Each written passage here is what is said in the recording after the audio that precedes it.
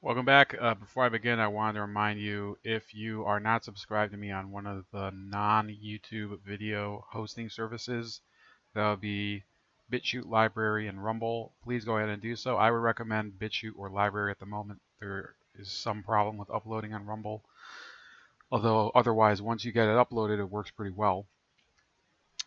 But we are going to be talking a little bit about not rioting, sorry, but about basketball.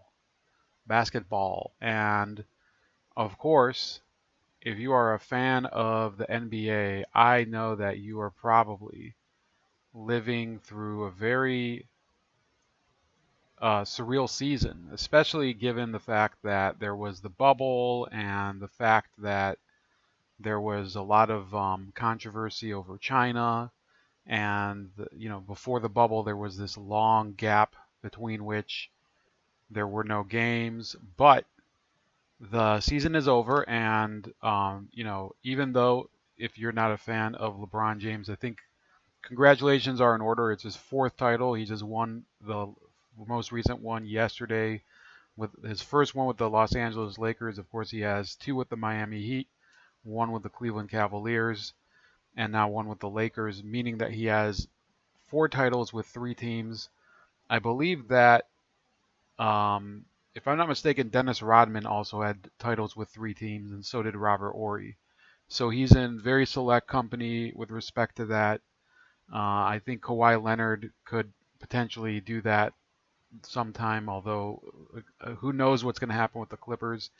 But if you've been watching really the real show that's been going on with the NBA ratings, in some respects, the NBA ratings issue is more interesting than the NBA itself, because who wants to watch basketball games played in an empty gym in Orlando between two teams and virtually no real crowd atmosphere? So I think that was a massive it was a cave to all of the fear mongers. In reality, these athletes who have some of the best physical condition of anyone in the world were never in real danger of contracting the virus in such a, or, well, they could contract the virus, but like, does anybody really think that somebody with the, the health metrics of Giannis Antetokounmpo could actually, become hospitalized or whatever? It just does not. It doesn't happen. Okay, maybe there's like a 1 in a billion shot for someone in that age and age group and also physical profile for that to happen, but it was just a waste of time in my opinion.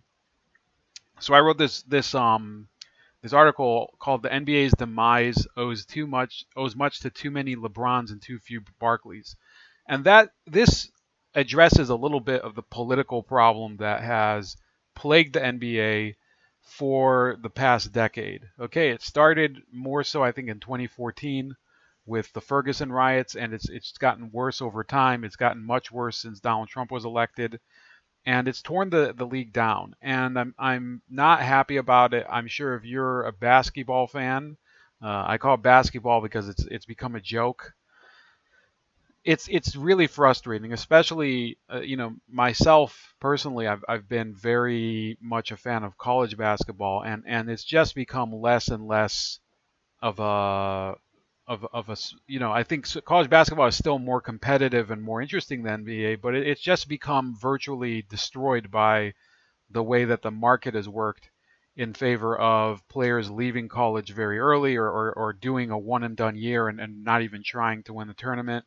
So the over commercialized NBA, with its emphasis on celebrity endorsements and social media, and basically this chasing of fortune and fame rather than actual wins, is one of the reasons I think the NBA is so bad, on top of the politics. Okay, and to explain what I mean by this, you have to understand how sports, and I have ABL's video here. So this is on Anthony's website, anthonybrianlogan.com, and you can read it. And I encourage you to read it and share it and leave a comment. But the fact of the matter is that I think some people like Anthony Brian Logan, they emphasize the political problem with the NBA, meaning that these woke athletes, they're all the time complaining about the police, complaining about white people, complaining about the injustice in society and everything. And I am in agreement for sure that that's affected the league's ratings. But I would say that it's been much worse for much longer because of other things too. And the politics has only been sort of like the straw that's broken the camel's back, because you have to remember that team sports and sports broadcasting is a media it's a medium that's only been in existence for a few decades, and in those decades it's gone through many evolutions that are amazing, and it shows really the potential that our society has to turn things that are, they're basically very, minor competitions, and they become national spectacles. Remember that in the 40s and 50s, the most popular sports events were ones that could be a little bit more friendly to the radio. Things like boxing, right? If you went to a boxing match, because there was no TV in the 30s and 20, but before the 1940s there was no TV. So if you couldn't actually attend the boxing bout, you would listen to it on the radio. Same thing with baseball. There weren't that many baseball teams in the country. You could possibly listen to it on the radio and hear about either Babe Ruth or Ty Cobb, or maybe some of these really old baseball legends. And of course, horse racing was very big. And another reason that those sports were very big was because gambling was a little bit more of, obviously there were laws against it, but people were very much more into gambling on sports than they were in recent memory. Not that it hasn't gone away, and I think it's actually making a comeback, which I have no problem with personally. But it was gambling and radio that really started those sports on the path to becoming national phenomena. Then the NFL came along. It became really one of the first sports to really embrace television as a medium. After the 58 championship game, this was before the Super Bowl between Baltimore and the New York Giants. There was the Baltimore Colts, by the way. So many people like me, they're too young to even remember that the Colts are originally from Baltimore. But yeah, they moved there in 1981. But not to go on too much of a tangent. In any case, let me see here. I think I might have a message. Um, so the problem that we're seeing is that these sports, they take a long time to really grow an audience and turn into a national, really a national pastime. So it took a long time for baseball. And remember that until the 70s, baseball players made a very modest salary. Many of them were paid in the tens of thousands of dollars. Basketball was even less. Football was somewhere in the middle. But football did start to build sports into a TV game, something where these players could actually become endorsement icons and things like that. It started at the time, but even then, even in the 1960s and 1970s, it wasn't as if these players were rolling in the dough. In many cases, especially in football, I can remember reading that in AFL players in the old American Football League, players for the Oakland Raiders, some of them had to work regular jobs like parking attendant in order to make ends meet, especially in the off season or if they were on the practice squad. It just wasn't a functional livelihood. And even today, you still have some players that aren't really making salaries that would be able to make them financially secure long term, given that there's health risks in many of these sports, especially football. So the fact of the matter is that it took a long time for all of these sports to build up. The NFL really started to take off in the 1970s. The NBA, believe it or not, it really was a very regional and very minor sport up until the mid 1970s. And what happened was that, like with the AFL and the NFL, there was the ABA, the American Basketball Association, four teams that came out of the ABA, which was a competing league of the NBA, eventually became NBA franchises. Those would be Indiana, San Antonio, New York Nets, which became eventually they moved back to New York, but they were in New Jersey for a while. And who else? Denver. So those teams came out of the ABA. It made the league a much more nationwide sport. It made the NBA itself expand beyond just those teams that it took in from the ABA. And it really, and a lot of the innovations that made the game what it is today came from the ABA, such as the three-point line and the promotion of dunking and slam dunk contests and a real all-star weekend as opposed to just a simple scrimmage game. So the new competition really helped the league, and there were new stars that were born coming out of the ABA, such as Julius Erving, who played for the Nets, and David Thompson at the time played for I believe it was the Denver Nuggets. Those players were, they were above the rim players, and that was definitely it was a step up, but it still was not a national sport. And up until the 1980s, it was very common for the NBA Finals to be viewed in tape delay. So you would not see the game live. There would be something else playing, and then you would see it basically, shown on tape delay, maybe like a few hours later. And that really showed that the NBA was not really held in high regard. And ironically, it's somebody who I don't really like, but he did turn the NBA into a powerhouse. David Stern, who got the NBA to be a national televised sport, and it was through negotiations, but it was also through this recognition that the people who built the NBA into a national spectacle were two specific players, Magic Johnson and Larry Bird. And I say national because it was really limited to the U.S. Johnson and Bird were both players in college who faced each other in a very famous matchup. I think it's the 1979 NCAA finals between Indiana State and Michigan State, which are respectively Bird and Johnson's college teams. And that was a precursor to the 1980s, which was one of the greatest eras in competitive pro basketball because you had these two teams that were often in the finals together, or they were facing, for example, I think the Lakers faced the Sixers a few times, and it was generally a great era for people who really were watching these very different systems and styles. The Celtics were a more gritty team, more hard pounding and physical, and the Lakers were very flamboyant and they were called the Showtime Lakers. They would put on a very impressive show of passing and acrobatics and things like that, and ball handling, and that's really what the difference was. Of course, later there were the Detroit Pistons who brought more physical and tough basketball, a little like the Celtics, but even more so with Bill Laimbeer and people like that.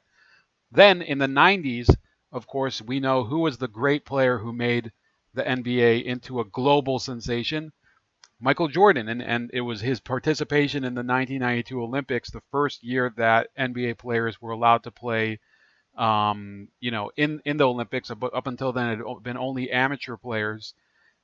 He really made the NBA into a league that everyone around the world really wanted to watch, and therefore, by 1998, the NBA Finals had a rating. That was the last year that Jordan played in the finals. It achieved a 22.3 rating, which translates into 35.89 million viewers, which, while it is not as much as a typical Super Bowl, and it's definitely not as much as some of these presidential debates, it is still one of the most watched spectacles in the country. The NBA Finals in the 90s were must-see TV.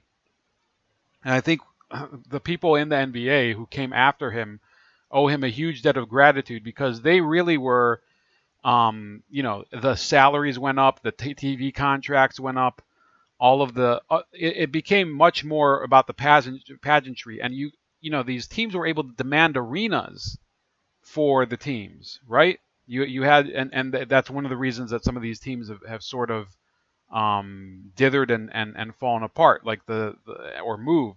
Teams like the Seattle Supersonics ended up having to move because their city didn't want to buy a new arena. So this has been basically how the NBA built itself up. It went through a slow progression from merging with the rival league and absorbing some of the new stars and new innovations to having a big rivalry in the 1980s between two very, different but attractive stars for various different audiences. That's Magic Johnson and Larry Bird. And then into the 90s with one of the most transcendent athletes in human history, Michael Jordan. And then finally, in more recent times, of course, there was Kobe Bryant and Shaquille O'Neal and Tim Duncan and Tony Parker. Some of these newer stars. They were great. They were. Let's be clear here. There have been many great players in the NBA, and Iverson and people like that never even got to win an NBA title. But unfortunately, none of them have ever equaled the greatness of either Michael Jordan or Larry Bird and Magic Johnson. I think Kobe Bryant is the closest to it. I think he was definitely an amazing star. He definitely had a competitive spirit that approached Michael Jordan's. And I think LeBron James also. He's definitely shown himself. He's definitely a competitor, but his competitive edge, that of LeBron James and that of the people that the other people that I've mentioned, who are all great players in their own right, doesn't approach the singular personality of Michael Jordan. And you just have to watch The Last Dance. And I don't think I can play any clips of it because I would get copyrighted. I get a strike. But it is a documentary, a 10-part documentary that really gets into the personality and both the flaws and the unique advantages of Michael Jordan's personality, as well as those of some of the players around him, like Pippen, like Dennis Rodman, John Paxson, Steve Kerr, Tony Kukoc. It gets into a lot of Horace Grant even. It gets into some of the personalities to attentions, Phil Jackson especially, and it shows that that's really why he was an amazing player, because he was able to succeed in one of the most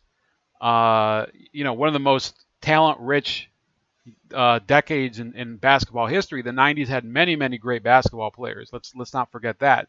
And every era has a lot of good basketball players, but I think if you look at the level of competition that Jordan faced both before he won his championship and during his championship runs, you cannot discount that this was a person who he was willing his team to something that had never been done before, or hadn't been. Obviously, the Celtics in the '60s were a great team that won championship after championship, but that was before the modern era. There were much fewer teams, and the level of competition and the level of awareness about the league was much less in the 1960s than in the 1990s, when it was on TV, not only in the U.S. but in several other countries where people would tune in at all hours of the night to watch Michael Jordan. So that's really why Michael Jordan, in my opinion, is, he's an athlete that can never be equaled in the NBA, because there were certain things he accomplished that are, it's not just part of the game. It's part of turning the game into a real, it's a real draw. It's something that people want to go watch, even if they've never been to Chicago or don't even have access to, they're not even within flying distance of an NBA game. They might not even be able to come to the United States because of whatever reason, but they dream of doing so in order to watch Michael Jordan and the Chicago Bulls. Are there people like that with LeBron James? I'm sure. But Michael Jordan was a marketing genius. There was the Be Like Mike campaign with Gatorade. There was the Hanes tees. Remember that? There was the Nikes, the Air Jordan brand. All of those products, which, I'm not endorsing because I don't really use any of them. So don't get me wrong. But he became the face of success. Being the Michael Jordan of something meant that you were the greatest at whatever you were doing. It's not the same thing with LeBron James. LeBron James was crowned straight out of high school. Unlike Jordan, like Jordan, he started with a team that had never had real mainstream success in the league, the Cleveland Cavaliers. And for a while, he turned them into a major competitor. But once it became apparent that the team wasn't really willing to go out and invest the money and effort in order to give him the supporting cast he needed, he abandoned Cleveland, right? I think it was partly Cleveland's fault because they weren't willing to go out and get people to help him. And it was partly LeBron's fault because unlike Jordan, he didn't have the confidence in his own team to go and try to build the team around him and make the other people around him better. I think if you look at the Jordan Bulls, there were a number of players that he and Phil Jackson turned from very mediocre players. People, and not to say that Scottie Pippen was mediocre, but he was not a well-known quantity when he came out of college from Central Arkansas. And thanks to thanks to Michael Jordan, he became really at some points the second best player in the NBA. Right, in our era, there are not a lot of players like that. Draymond Green could be said to have been vastly improved. Nobody knew he would be able to be a major player coming out of college, but I would definitely not say that Draymond Green is comparable to Scottie Pippen. But yes, straight out of high school, and I remember very well when I lived in Ohio. It was well known that LeBron James was going to be the next big thing. People were saying he's going to be the next Jordan. They crowned him King James. They called him King James all the time, and they pampered him. And they even got a coach that would be, they got a coach that would be basically his, just his puppet. And the new owner, Dan Gilbert, treated everyone around the team as sort of an appendage to LeBron, and the team became all about LeBron. It wasn't the same way in Chicago, and you can see from The Last Dance that there was actually tension between the team's general manager Jerry Krause and Michael Jordan and Phil Jackson, and there was like a real organization that Michael Jordan had to contend with. He wasn't running the show. He was not. Yes, he was the greatest athlete of his time, and he did get some special treatment, but he was also not treated as if he ran the team. So the fact is that you have a very sharp difference between that. And Kobe Bryant also did not have that treatment, right? Because Jerry West was a dominant executive. He also had Phil Jackson to contend with. Phil Jackson he came to LA after Chicago, and Phil Jackson was a real coach. Yes, he could be a player's coach, but he was also a real coach. And it pains me to say it, but the NBA could use some more Phil Jacksons today. So this decline that's happened is partly because of decisions like what LeBron James made in order to go from Cleveland to Miami, right? And there was a lockout. There were lockouts in 1999 and I believe in 2010 and 2011 that influenced the NBA to, it became obviously more of a money league. And people start to notice that, and slowly you have this erosion and decay that leads to the league becoming less of a universal attraction and more of a niche attraction, something that certain people who are really, really fans of the NBA sure do appreciate, but the rest of the world doesn't.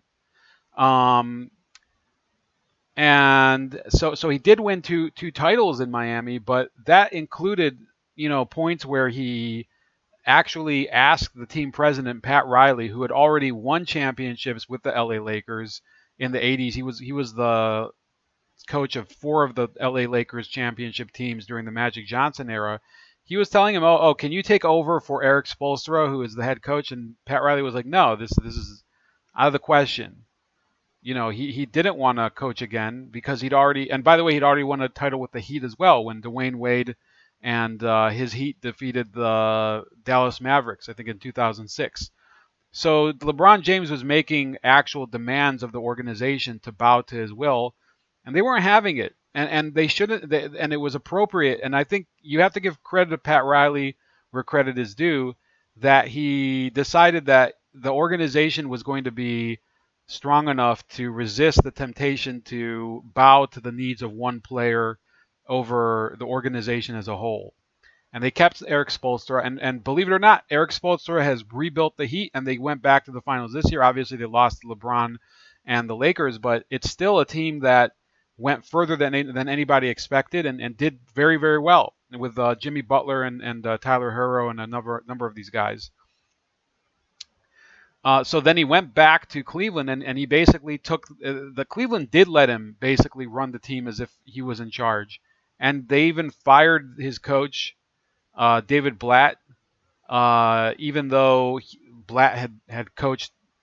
I mean, there was obviously flaws with his coaching in the 2015 NBA Finals, but he had until then been a very winning coach and had guided the Cavaliers to the finals. Obviously, LeBron would probably take credit for himself, but there was no real reason to fire David Blatt apart from the fact that apparently LeBron didn't like him.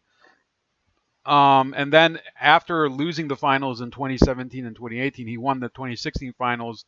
LeBron went to LA, and really his ego has gone supernova for many years. He's just not capable of viewing himself in the context of just being a basketball player, and it's to some degree sad.